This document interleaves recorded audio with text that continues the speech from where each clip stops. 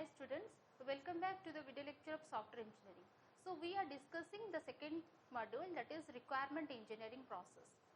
So in that requirement engineering process we have learned what are the types of requirements, like we have the user requirement, we have the system requirement, how to convert the user requirement into system requirement, who are the readers of the document like system requirement and user requirement, and what is stakeholder and who are the stakeholders of application software. And we have taken an example, that is Main-Care system, and there we have discussed who are the stakeholders of the Main-Care system.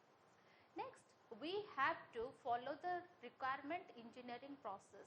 In that requirement engineering process, we have the requirement illustration, the feasibility study, the specification validation. At last we will get a document, that is a requirement specification document, SRS document. But before that we should know what are the types of requirements we have. When we are developing a software, what a customer expects from the software. Obvious, the customer who want to develop a software by the help of software development team, the customer will have some expectation like some services and the functionalities. And apart from the functionalities and the services, the customer expect anything more. Those are the non-functional requirement. Like we have already taken an example of PhonePe. We are using the PhonePe for money transaction, for transferring money from one account to another account. So there the function we need is we want to transfer the money from one account to another account. What is the non-functional requirement there? The speed. We want to transfer that money or that money from one account to another with a fraction of second or what. If it will be a pending, then we will not prefer the PhonePe. The PhonePe should be reliable, the PhonePe should be available, the PhonePe should be safe to use, the PhonePe should keep the information like our personal details, our account details, our bank balance, all those information should be secure. So these are the non-functional requirements. So today class we are going to discuss what are the functional requirement and what are the non-functional requirement. So if we will categorize the requirement, the user requirement, then we will have two requirements. One is our functional requirement and another one is non-functional requirement. So the functional requirement says statement of service that system should provide and how the system should react to particular inputs and how the system should behave in a particular situation. And it may state what the system should not do. So this is the functional requirement. Here we have three functionalities, like the services the system should provide, what type of services the system is providing, and how the system should react to a particular input, and how the system should behave in a particular situation. For example, suppose Google Pay or PhonePe. Here we have to take the consideration into three parts. First one is the system, what the system should provide. Our motto for using the PhonePe is to transact money. The money should be deducted from one bank and the money should be get transferred to another bank. That is the service what actually we need. That is the functionalities. Second one is how the system should react to a particular input. Suppose I want to transact money from one account to another account. Then I am giving the account information. Suppose I am giving a wrong account information. So that is the wrong input, particular input. So how my system should behave? How my system should react for a particular input? There the system should deny to transact the money because we are putting the wrong input. And the third one says how the system should react in a particular situation. So if I am transferring money from my account to your account, then their situation is what? The money what I transferred to your account, that money should be deducted from my account and that money should be added into your account. So that is a particular situation. Suppose any vulnerable activity or any threat comes, then our system should be capable to message us, to give some messages that there are some threads, we need to resolve those threads. So this is what actually the functional requirement. We should remember this. The first one is what service the system should provide, how the system should react in a particular input, and how the system should behave in a particular situation. This is what the functional requirement. And what about the non-functional requirement? The non-functional requirement is what? That is actually the constraints. The constraints on the services or functions offered by the system, such as timing constraint, constraint on the development process, standards, etc. And it is often applied to the system as a whole rather than individual features or services. So this is what actually saying. Suppose I am considering the ATM. ATM is an embedded system. So there is different part. Cash withdrawal. When we need to withdraw some cash, then we will go for the option or feature that is cash withdrawal. Cash deposit. There we need to deposit the cash. Cash transfer, bank balance, that are the functional requirement. But what is the non-functional requirement? The ATM machine should be reliable. So as overall, if we will include all those things like withdrawal, deposit, transfer and all that. So as overall, as a whole, the system should be reliable, the system should be safe, the system should secure, the system should be available. That means the system should be dependable. That is the non-functional requirement. So let's see what are the functional requirements and what are the type of non-functional requirements. So if we will take the consideration into functional requirements, so it describes the functionality or system services, what actually the user expect. So it depends on the type of software, expected users and the type of system where the software is used. So obvious, the function and the service that is provided by the system is known as the functional requirement. So that will depend what type of software we are developing. We are developing the software for the educational institute, we are developing the software for the banking institute, we are developing the software for the weather forecasting system. So that is depending on the type of software. And expected users, obvious, then the type of system where the software is used. Next one is functional user requirement may be high level statements of what the system should do. And the functional requirements should describe the system services in detail.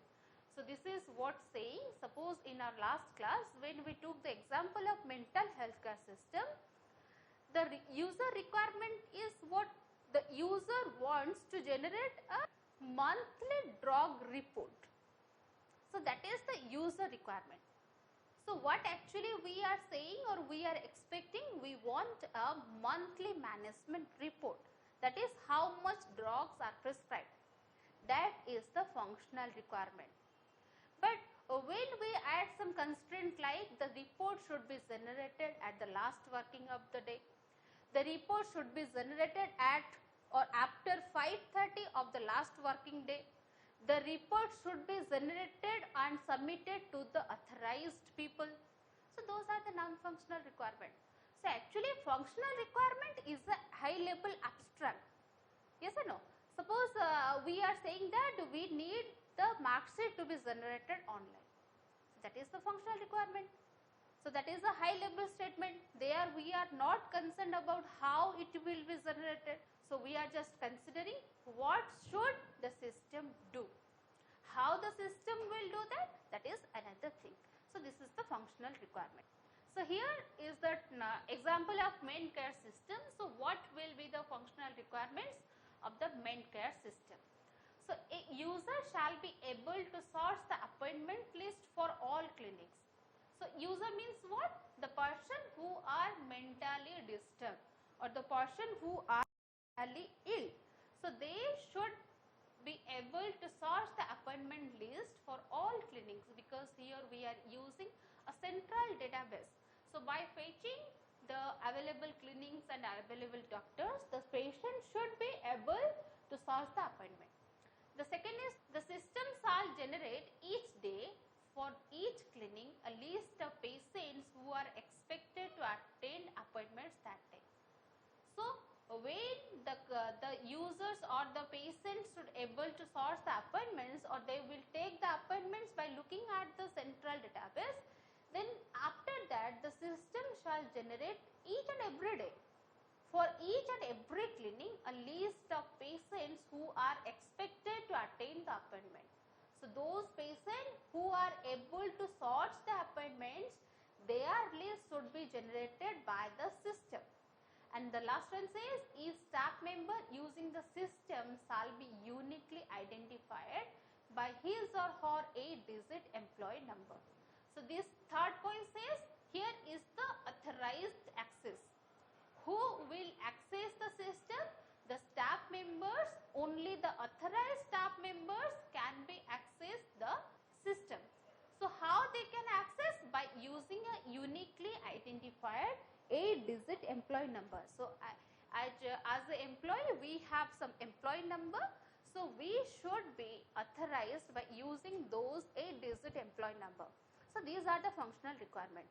First, the user or the patient should take the appointments by visiting the central database unit. The second is, who are the users or the patient who took the appointment? The system shall generate a list of them. And the third one is, the authorized people can access the central database, that by using their uniquely identified 8-digit employee number. So these are the functional requirements of a Mendcare system. So let's see what is requirement completeness and consistency. So requirement should be both complete and consistent. Complete means what? They should include description of all facilities required. And consistent means what? There should be no conflict or contradiction in the description of the system facilities. So we should remember that the requirement, what actually the user expects from us, that should be complete and consistent. Complete means all facilities, everything, every service, every functionalities that we expect from the system, that should be properly mentioned. That is known as complete description. Consistent means there should not be any contradiction, there should not be any conflict in between the facilities. So the requirement should be complete and consistent. So next we will go for the non-functional requirement. These define system properties and constraints. For example, reliability, response time, storage requirement, constraints are I/O devices capability, system representation, and etc. So process requirements may also be specified mandating a particular IDE, programming language or development method. Non-functional requirements may be more critical than functional requirements. If these are not made, the system may be useless. So what is that saying? The non-functional requirement means there are some constraints like time constraint. We should develop the system within 1 month. So if we fail to develop the system within 1 month, then my user will deny to accept. Next, there should be constraint like response time. When I will go for, or we are acquainted with Google, then suppose we want some information and we need to search it in Google, then we will go for Google that. So when we type and press the search button, if it is processing or it is showing me that wait for a minute, then we are restless, we don't have any patience like that. When I want to transact money, I want to transfer money from my account to another account, then when it is processing, when it is saying that wait for a while, then we think that the response time is less. So the response time should be good, the system should be representative. So these are the non-functional requirements. And another says the constraint like there are some ID, the software should be run on this particular ID. That means the software is not robustness, the software is not portable. So there are some non-functional requirement issue. So when we need to develop a software, both the functional requirement and non-functional requirement, both are important. If we will give 50% of our time for the functional requirement, we should look after the non-functional requirement. If these non-functional requirements will not met, then the system may be useless. So let's see what are the type of non-functional requirements. So So if we will go for classifying the non-functional requirement, we have three requirement, that is product requirement, organizational requirement and external requirement. So in case of product requirement, the requirements we specify the delivered product must behave in a particular way. For example, execution speed, reliability and all. So this is the product requirement. That means what we expect from the requirement. What is the response time of that product? What is the execution speed of that product? How much reliable that product is? So these are the product requirement. What we expect from the product, those are the product requirement. Organizational requirement means the organization, what the organization expect from that software. Like requirements which are consequence of organizational policies and procedures. For example, process standard, implementation requirement, all that. So organizational requirement means what are the policies is there in my organization, the software is intended to follow those policy or not, what are the implementation requirement is there, the software is following those implementation requirement or not, what are the process standards should be used and the process or the product is used those process standards or not. So these are the organizational requirement. Like external requirement means what? The requirement from the outer environment, the requirement other than the product and the organization. So requirements which arise from factors which are external to the system and its development process. For example, interoperability requirement, legislative requirement, all that. Like we have some rules and laws, those are fixed by the government. So our product and my organization should follow those rules and regulations. So here is the figure for the non-functional requirement classification. If we will divide the non-functional requirement, we will get the product requirement, organizational requirement and external requirement. Again, in that product requirement, what actually we expect from the product? What actually we expect from the product? So we expect the product that usability, efficiency. Usability means what? The product should find as usable. We should not find it as useless. Next, efficiency. The product should be efficient. That means the product, if we go and divide the efficiency, then we will find performance requirement, space requirement. Then dependability, and in that dependability we have four properties like availability, reliability, safety and security.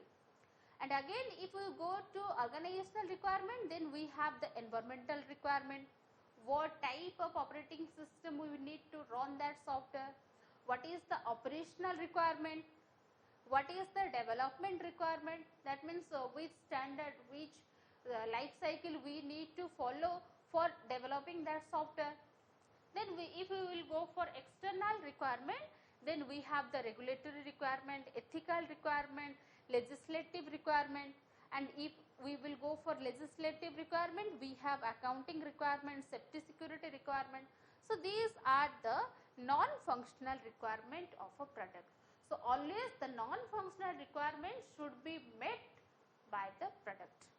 So let's have an example of Mendcare system and let's see what are the non-functional requirement. So for the non-functional requirement, we have three requirement, that is product requirement, organizational requirement and external requirement. So what actually we require from the product, that is the Mendcare system shall be available to all clinics during normal working hours, Monday to Friday, morning 8:30 to evening 5:30. And downtime with normal working hours shall not exceed 5 seconds in one day. So this is the product requirement, what we require from the Mendcare system. As a product, what we require from the system, that is the system should be available in a working day from 8:30 morning to 5:30 afternoon. So that is the requirement, product requirement, and that is the non-functional requirement. And what is the organizational requirement? Users of the Mendcare system shall authenticate themselves using their health authority identity card. So as a user or as a authorized people, how we can access that this is authorized access and this is unauthorized access. How we can identify that? We can identify that by using our employee ID. So that is given by the organization. So that is the organization. Organization wants to distinguish the authorized access and the unauthorized access. And what is the external requirement? The system shall implement patient privacy provision as set out in this. So this is a government norm. This is a regulation, government regulation. So the system should implement the privacy of a patient. What at the government norms and regulation is there, the system should provide that. So these are the non-functional requirement. So these are the functional and non-functional requirement. We should remember that the functional requirement is important as well as the non-functional requirement is also important. In our next class, we will go for the actual requirement engineering process. Have a great time. Thank you.